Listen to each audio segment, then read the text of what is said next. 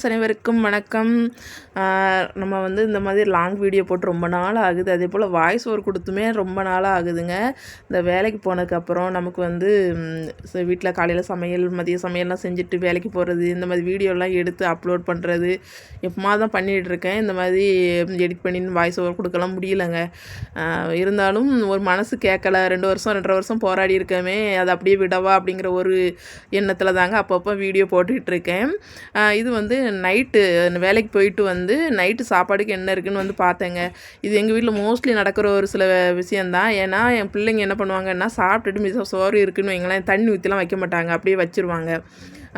சில நேரம் மாவு எதுவும் இருக்குது அப்படின்னா தோசை சுட்டுக்கலாம், இட்லியை வச்சுக்கலாம், ஏதோ இருந்துச்சுன்னா சாப்பிட்டுக்கலாங்க. இல்லாத நேரத்துலலாம் எங்கள் நிலமை கொஞ்சம் இதாக தான் போகும்.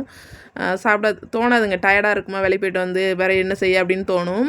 இன்றைக்கி வந்து அதே போல் தாங்க. இன்றைக்கி ரசம் வச்சுட்டு கோவக்காய் ஃப்ரை பண்ணியிருந்தேன். மதியமே ஸ்கூல், அவங்களுக்கு மதியம் தான் ஸ்கூல் அப்படிங்கிறனால மதியமே சாப்பிட்டுட்டு போயிட்டாங்க. ஈவினிங் வந்து அவங்க அந்த ரசம்னால சாப்பிடாம விட்டுருக்காங்க. அது சோத்தையும் பார்க்கல, தண்ணியும் ஊற்றலை. அது நொசம் தான் இருந்து. நல்ல வேலை நான் காலையில் இட்லியை வச்சுருந்தேங்க.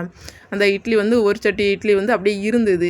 சரி, அதை சூடு பண்ணிக்கலான்னு பார்த்தா இன்றைக்கி ரசம் தான் வச்சுருந்தேன். தொட்டுக்கிறதுக்கு வேறு எதுவும் இல்லைங்க.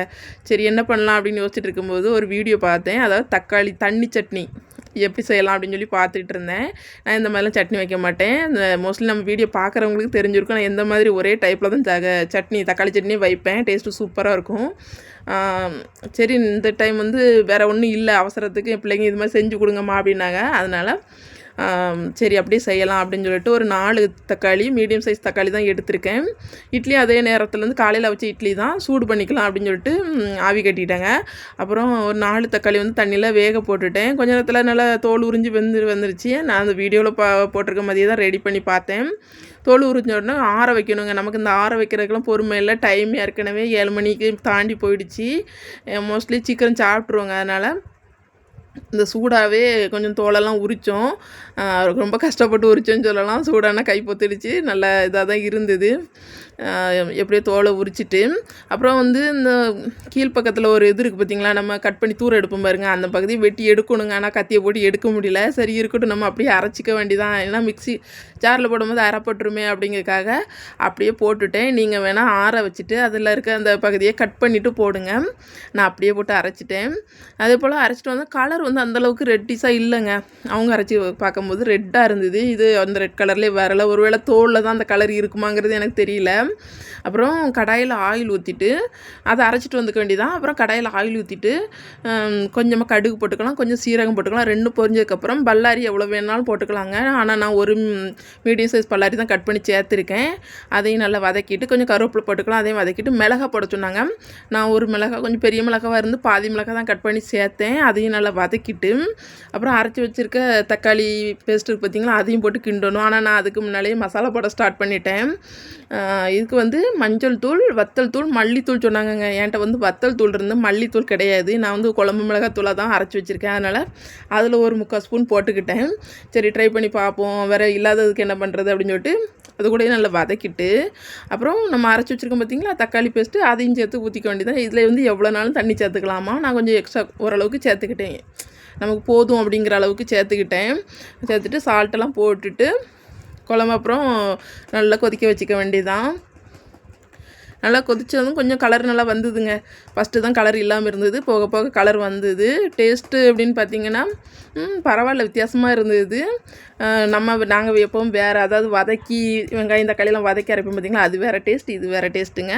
ஆனால் இதுவும் மோசம்னு சொல்ல முடியாது, சூப்பராக தான் இருந்தது. இது வந்து மூத்த மகளுக்கு நாங்கள் இப்படியே இட்லி எடுத்து ஒரு 3 இட்லி எடுத்து இந்த சட்னியை கொடுத்துட்டு அவளுக்கு இது போதுன்னா, நான் வந்து எனக்கு திடீர்னு ஒரு ஐடியா தோணுச்சுங்க.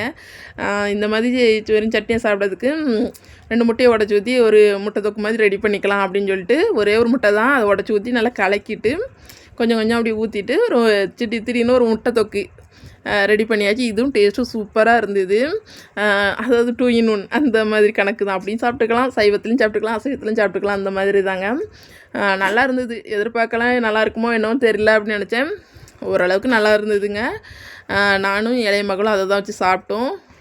சூப்பராக இருந்தது. எப்படி வருமோன்னு தெரிலன்னு யோசிச்சுருந்தேன். ஆனால் ஓரளவுக்கு வந்துருந்துங்க. நல்லா இருந்தது. பல நாள் நம்மளோட நிலமை இப்படி தாங்க போகும். எல்லா நாளும் இந்த சமைப்பேனா, நைட்டு வந்து சமைப்பேனா அப்படின்னு கேட்டால் கிடையாதுன்னு தான் சொல்லணும். சீக்கிரம் வந்த உடனே சாப்பாடு தண்ணி விடுறதுக்கு முன்னாடியே முடிஞ்ச வரைக்கும் வச்சு சாப்பிட்ருவோங்க.